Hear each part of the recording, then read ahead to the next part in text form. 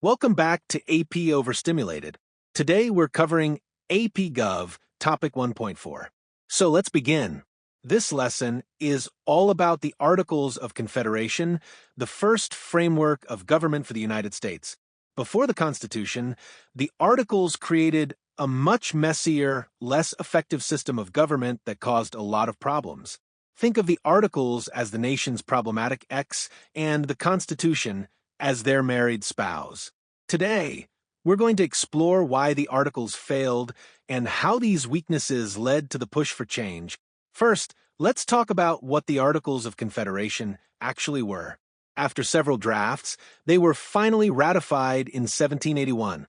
The Articles established the colonies as independent states and loosely united them under a confederation. However, this connection was extremely weak. Each state essentially acted as its own country, writing its own constitution, setting its own taxes, and even printing its own currency. These differences caused a whole host of problems, but they weren't the only issues. In the Confederation Congress, each state had one contributing vote. In order to create a new law, 9 states had to vote in agreement. To amend the Articles, all 13 states had to agree for a change. These requirements made it almost impossible for significant change to be made to the Articles, which only amplified any existing problems. Most of these problems stemmed from the states' fear of a strong central government. They were still wary from King George III's rule and wanted to create a government as far from the British monarchy as possible. So, they designed a central government that was incredibly weak.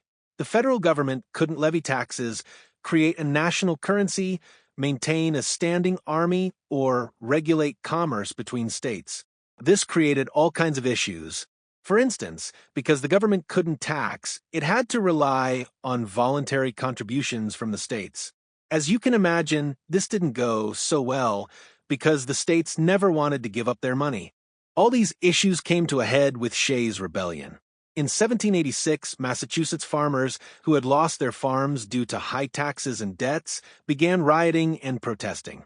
One of these farmers, former military captain Daniel Shays, led a group of angry men to a federal arsenal in Springfield, Massachusetts in 1787. They started going crazy, but the Massachusetts government struggled to contain them because there was no standing federal army to respond. Eventually, Massachusetts raised a militia to put down the rebellion, but the event was a major wake-up call. It showed that the country needed a stronger central government that had the ability to respond to crises like the Shays' Rebellion. All right, that's been today's episode of AP Overstimulated. I hoped you learned something. Bye-bye.